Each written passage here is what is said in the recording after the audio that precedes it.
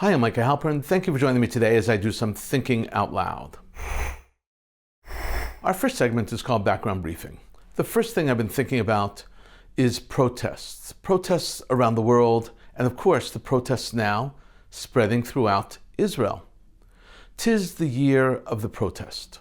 So far, this year, protesters have taken to the streets and the roads and the highways in 132 nations.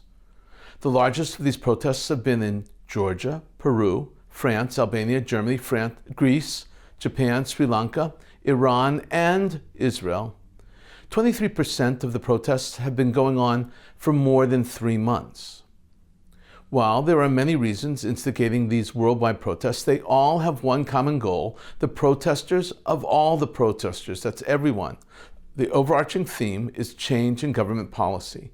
They are fighting for what they perceive as injustice. In democratic countries, protests are tried and true. The act of organized protesting actually does have an impact on leaders and on decision-making. But sometimes the protesters and the protests push the envelope. Sometimes they go too far and, instead of affecting change, they turn into a public nuisance. Sometimes they become violent and even destructive. A protest is a protest, no matter if it consists of a simple few dedicated loud voices waving placards and chanting slogans, if it's street theater, or if it's the work of a professional or a set of professional organizers riling up the locals. The objective of professional organizers is to convert the small initial grassroots protests into massive national protests. When the momentum shifts and the protests take off and the numbers of the protesters swell and the numbers of locations grows, the protests take on a life of their own. That's when the organizers can pat themselves on the back, for they did a job well done. When hundreds of thousands of people are participating in the protests, that's when the change that they're working towards, the goals that they're striving to achieve, has a real chance of taking effect. That's how you bring about desired change. In Israel, protests have been consistently growing for the past 4 months. News coverage of these protests have captured the attention of international media and world leadership. Voices from all over, opinion pieces, and critique can be found in major media outlets almost daily. The protests are trying to stop judicial reform legislation. They're trying to put a halt to legislation that would change or even neuter the power of the Supreme Court of the State of Israel and change the process of selecting judges.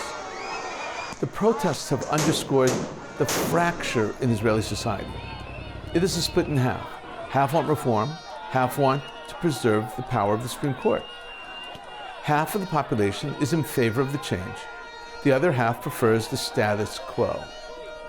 Only a few months ago, Israeli Prime Minister Benjamin Netanyahu was democratically elected, actually re-elected, on a platform that promised judicial reform. Now he was following through with his promise. There's a basic rule in political protests. It is the tipping point rule. The tipping point is when the leadership needs to wake up and take the complaints of the protesters seriously, very seriously. And that crucial number is 10% of the voting population. It only makes sense that there would be a natural tension between the democratically elected leadership, its police force, and the protesters. It is that thin line of distinction that separates the freedom to protest and the need to keep order. Protests are not riots, and that distinction must be maintained. No one has the right to riot. There is no right to loot or to destroy property or to cause bodily harm. No right at all. In 2020, throughout the United States, Black Lives Matter protests turned into Black Lives Matter riots. Leadership in various cities, states, and even on the federal level chose not to stop the violence. And as a result of this non-intervention policy, the protesters were free to cause billions of dollars of damage in cities across the United States. Major sections of cities came under attack. Federal, state, and local buildings were burned. Shops were looted and destroyed. In Israel, the leadership and the police have decided that they will try to maintain a balance between respecting the right to peacefully assemble and redress grievance and the need to preserve law and order. So far, the plan has worked. They pushed the envelope a little bit. That is not to say that the protesters have not, however, turned into an annoying nuisance at times.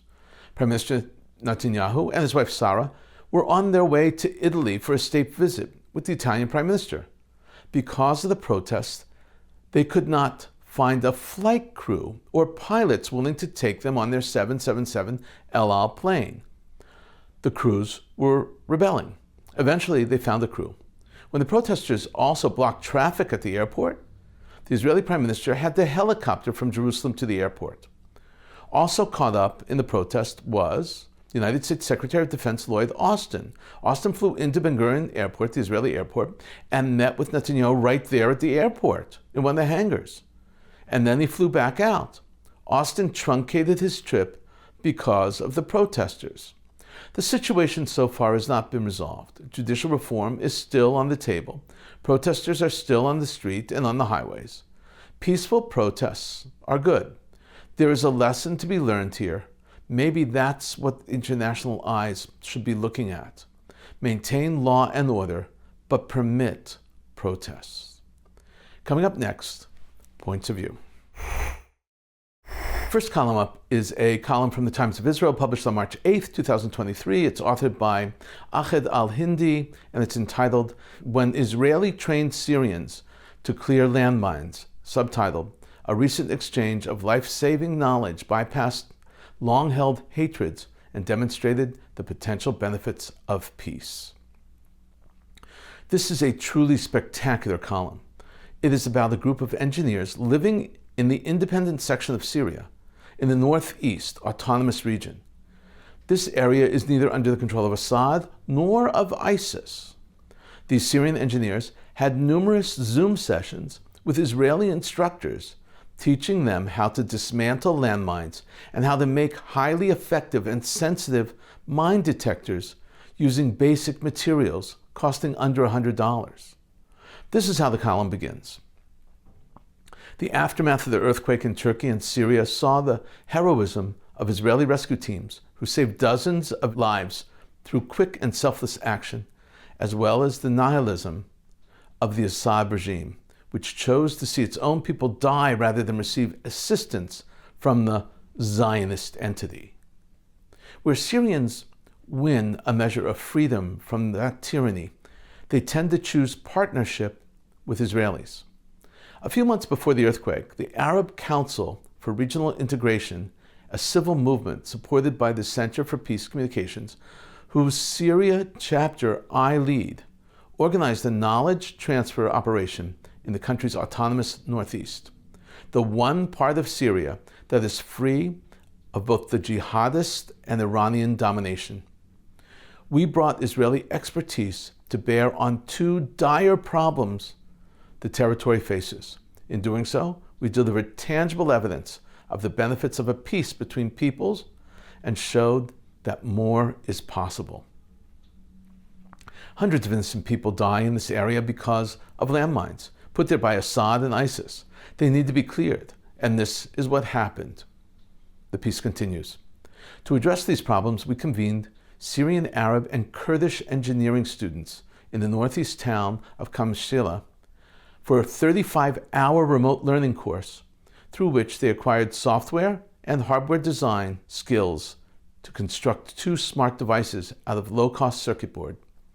Their teacher, beamed into the classroom via Zoom, was Maj Tabet, a Druze citizen of northern Israel. Tabet showed students how to build remote-controlled rovers equipped with sensors and a camera, which can survey swaths of territory and pinpoint landmines for removal. Designed to save lives and render territory accessible again, the vehicles cost less than $100 each to build. In a meaningful sign of local buy-in, Syrians in the area are using their own resources to acquire the equipment. Everyone agreed. It was inspirational. This was a remarkable thing. All this was happening between Israel and Syria under the very nose of the Syrian president dictator Assad. He continues, "It was a dream come true. The Israeli instructor said of the experience, 'We see the problem in Syria and always wonder, how can we assist these people who are just like us?' Then this opportunity came. At the beginning, I was a little nervous. What will they think of me? It turned out to be quite natural. We can talk, engage, and work together because we share the same goals." For generations, Syrians have been indoctrinated to hate Israel, taught that it is a usurping entity, bent on exploiting and harming its Arab neighbors. But this propaganda apparently had not penetrated the Syrian engineering student who organized the class, nor the peers he invited to participate. "Our friends and colleagues wholeheartedly support the idea," he said. "It was a great experience and it benefited us." An administrator at nearby Rojava University, who observed the class, called for further cooperation to develop her institution. "Where another country or university has the capacity to help us," she said, "we can achieve a higher quality of instruction, both in terms of the ideas we learn and how effectively we put them to use." The author concludes by telling the reader his response to those who challenged them because they were interacting with Israel.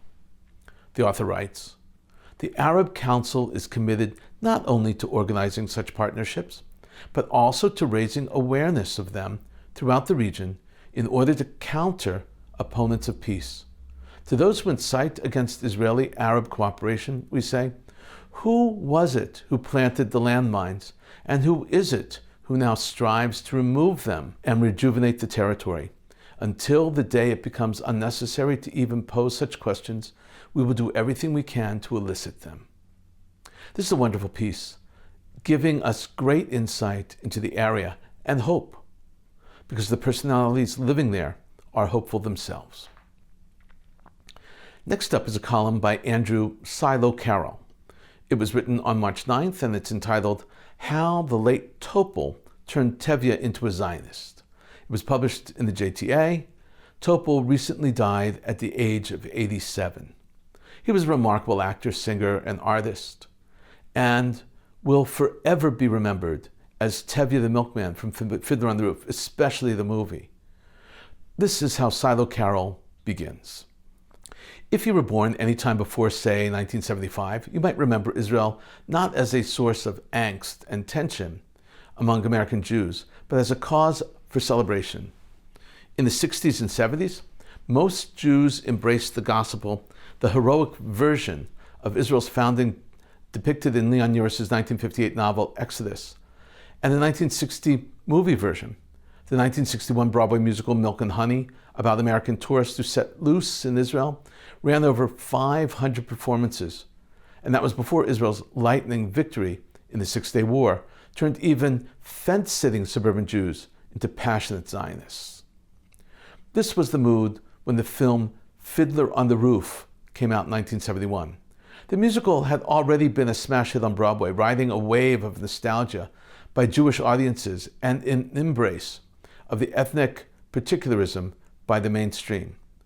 The part of Tevye, the put-upon patriarch of a Jewish family in a small village in Russia, was originated on Broadway by Zero Mostel, a Brooklyn-born actor who grew up in a Yiddish-speaking home.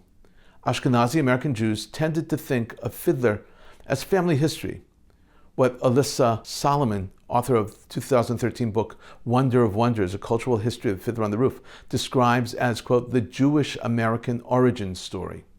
But Mostel didn't star in the film, which landed in theaters while the afterglow of Israel's victory in the second major war of survival had yet to fade.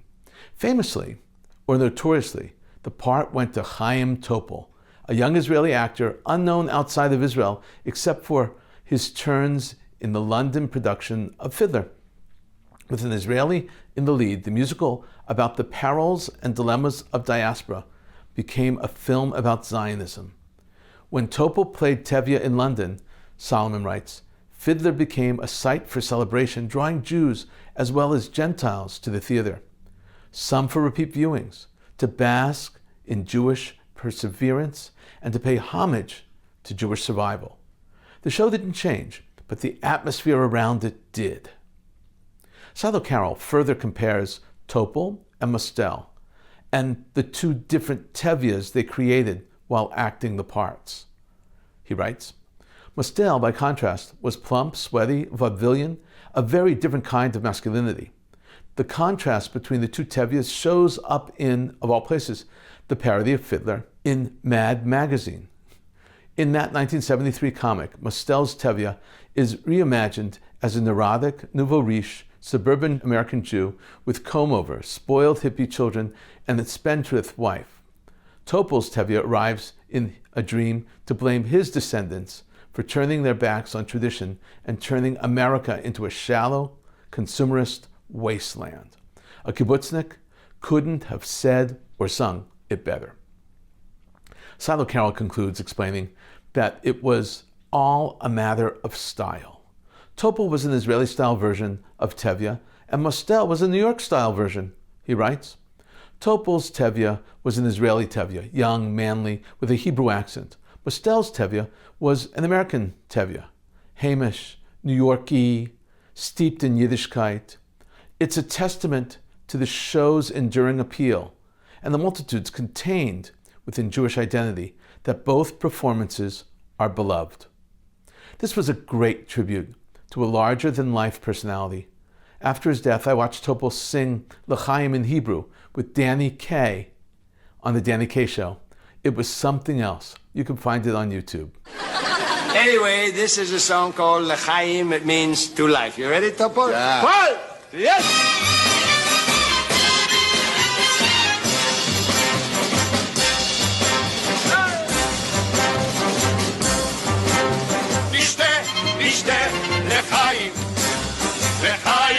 לחיים הידד הייתי נצלו כיות מעט נפי קודשת שול לחיים הידד כי האם ציווה לשמוח מצווה לשכוח את נמל היום כל היום מונחת חרב אחרו הערב בזמן לרדום. Coming up, commentary through cartoons where pictures tell the story. I'm going to show you 7 cartoons and memes today. The first 2 cartoons are about China and TikTok. You can't avoid it. It's all over the place. In the first cartoon, 2 feds come to the door of a young person, complete with nose ring, a poodle, and of course, a phone, clearly a TikToker. One operative says, the Chinese government now has information about you. The second operative says, we know you danced to Beyonce with 2 left feet. That's hilarious. But Chinese have TikTok, and they're watching. In the next cartoon, we see a briefcase with a Chinese ID emblazoned on it. And coming out of the briefcase, we hear the sounds tick-tock, tick-tock, tick-tock. Not a bomb, but tick-tock. The caption reads, peace plan and weapon supplies. The point being made in both these cartoons is that the Chinese have infiltrated everything through TikTok. This next meme is a hilarious joke about nutrition and food, something that's on all of our minds all the time. It reads, did you know that by replacing your potato chips with grapefruit as a snack, you can lose up to 90% of what little joy you still have left in your life? Weather in California has been upside down, and this next cartoon makes fun of it also. A long line of people are standing outside in the snow and in the rain. They have their umbrellas out. They're lining up for a tanning booth, and the caption reads, catching some rays in California. That's all because of the terrible weather. Next up is a famous cartoon called Off the Mark. A woman is on the phone and she says, hey, tech support, I have some internal clocks here that won't recognize daylight savings. That's funny. This next cartoon sounds like me when I realize how much we pay for utilities. In the kitchen are a husband and a wife. The husband is holding the bill and says, wow, how did heating our home go from an expense to expensive? That's the truth. Finally, this last cartoon is about the nexus between China and Russia. China has decided to help Russia. In the first frame, Putin is standing in the pool of blood, his hands dripping in blood. And in the second frame, Putin is shaking Xi's hand. And in the third frame, Xi's hands are covered in blood. No need to say anything else. It's totally self-explanatory. In a moment, more of my own perspective and a few predictions. Russian forces suffered more than 1,100 dead in less than a week of battles near the eastern Ukrainian city of Bakhmut, the focal point of the fighting in eastern Ukraine. The report comes to us via the nightly video address of Ukrainian President Volodymyr Zelensky, who said, quote, "In less than a week, starting from the 6th of March, we managed to kill more than 1,100 enemy soldiers in the Bakhmut sector alone." Russia's irreversible loss, right there, near Bakhmut. Zelensky also reported that Russian forces had also sustained 1,500 sanitary losses. Those are soldiers wounded badly enough to keep them out of further action in the future. Additionally, dozens of pieces of enemy equipment were destroyed, and more than 10 Russian ammunition depots were destroyed. The Tel Aviv Stock Exchange dipped after the collapse of Silicon Valley Bank, which sent shockwaves throughout the global tech world, but especially in Israel. The stock exchange in Tel Aviv's benchmark TA125 index dropped more than 3 points, while the TA35 index, the blue chip stock companies, lost more than 3 points, 3.1%. Other prominent indices, such as the TA Biomed, TA Real Estate, TA Investment Properties Abroad, and TA Bank 5, fell by 4 to 5% each. Silicon Valley Bank is the biggest lender to fail since 2008 crisis. The repercussions of this event are expected to have substantial impact on tech companies and technologies worldwide, including those, and especially those in Israel. Israel's Air Force will conduct a joint drill with U.S. Air Forces in Nevada, the IDF said the other day. The 2-week exercise will include attacks deep in enemy territory and joint Israeli-American fight missions. The Israeli forces will hold an international earthquake exercise also, and that will be from March 12th to March 25th. The exercise will be led by the Defense Ministry's National Emergency Management Authority, which is called NEMA. The announcement came from the ministry's spokesperson. The move comes nearly a month after the devastating earthquake in Turkey and Syria that claimed the lives of over 46,000 people. The exercise will be focused on receiving international aid in the case of an earthquake, together with Israeli emergency and rescue agencies. It will stimulate all necessary emergency procedures, including the initial decision to request international assistance, integrating foreign rescue teams, distributing aid to various locations within the country, and the receival process of international aid. Hopefully this will remain an exercise and never need to be implemented in the future. New York State published an official announcement in which it recommended that all citizens planning to fly to Israel get the polio vaccine due to the recent outbreak in Israel. Iranian state media reported that Tehran finalized a deal to buy Sukhoi 35 fighter jets from Russia as defense cooperation between the two countries deepens. This is very important for Iran. This is very important for Iran, which is struggling under hard-hitting sanctions imposed on them by the West. The Iranian Air Force has an aging fleet of aircraft and has struggled to obtain spare parts to keep its warplanes functional. In a statement to the United Nations, the Islamic Republic, that's Iran, said it began approaching countries to buy fighter jets to replenish its fleet in the wake of the Iran-Iraq War from 1980 to 1988. Iran and Saudi Arabia agreed to reestablish diplomatic relations and to reopen embassies. This decision follows 7 years of tension. The major diplomatic breakthrough, which was negotiated with China, lowers the chance of armed conflict between the Middle East rivals, both directly and in proxy conflicts around the world. While Saudi Arabia kept Washington informed of its talks with Iran to restore diplomatic relations, according to John Kirby, the White House spokesperson, the United States was not directly involved. Kirby explained that the roadmap that was announced appeared to be the result of several rounds of talks, including some held in Baghdad and in Oman, and that the United States has supported that process as promoting an end to the war in Yemen and to what he termed Iranian aggression. He said, quote, "The Saudis did keep us informed about these talks that they were having, just as we keep them informed on our engagements, but we weren't directly involved," unquote. Hassan Nasrallah, the leader of the Lebanese terror group Hezbollah, has hailed the resumption of relations between Saudi Arabia and Iran. Normalization, he said, was, quote, "a good development," unquote, that could, quote, "help resolve crisis," unquote, in Lebanon, Syria, Yemen, and the wider region.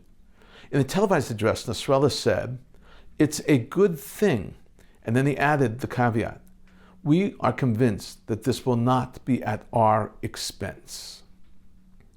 We've been thinking out loud about a lot today. Now that you know what I've been thinking, let me know what you're thinking. Email me at micah@jbstv.org. Tweet me at Micah Halpern. Tell me what you think. Before we end, let me leave you with one piquante piece of information. Tradition! We were talking about Topol. His death is a great loss to us, the Jewish world, and also the world of theater and the world of entertainment. He was referred to by a single name, Topol. That's all he needed, Topol. But of course, he had a first name, and that name was Chaim Topol. But everyone knew him simply and endearingly as Topol. Going by one single name is called mononym. From the Greek, it means one name. In the ancient world, great people went by one name. Aristotle only had one name. Socrates, only one name.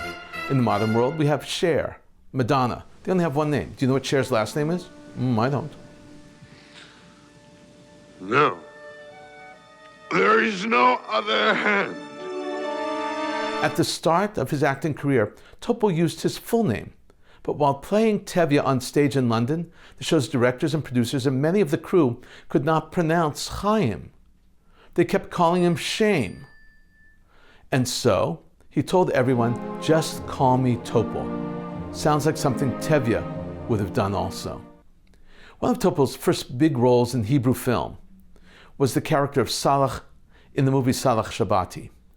This classic Israeli film about the conflict between Jews from Arab lands called Mizrahim or Svaradim and Jews from Europe called Ashkenazim. Topol asked that the name of the movie and the name of his character be changed. Originally, Salah was named Sadia. Sadia is exclusively a Yemenite name, Yemenite, from Yemen only. Salah is a more generic Sephardi name. The original play upon which the movie was based was written by Ephraim Kishon. He agreed with all of his heart to change the name, thereby improving the movie and its powerful message. Chaim Topol's work will live on. We will miss him. That big, tooth-gaped smile, his character, his charitable endeavors, may his memory be a blessing. All day long, I biddy bum. If I were a wealthy man, I wouldn't have to work hard.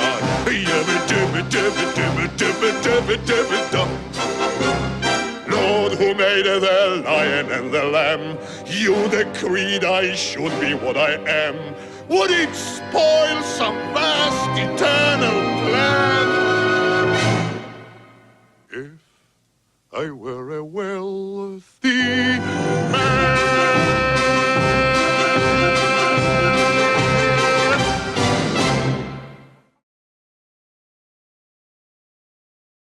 Tiyeh Nishmo Baruch. Thank you for thinking out loud with me, Micah Halpern. Let's think out loud again next week on JBS.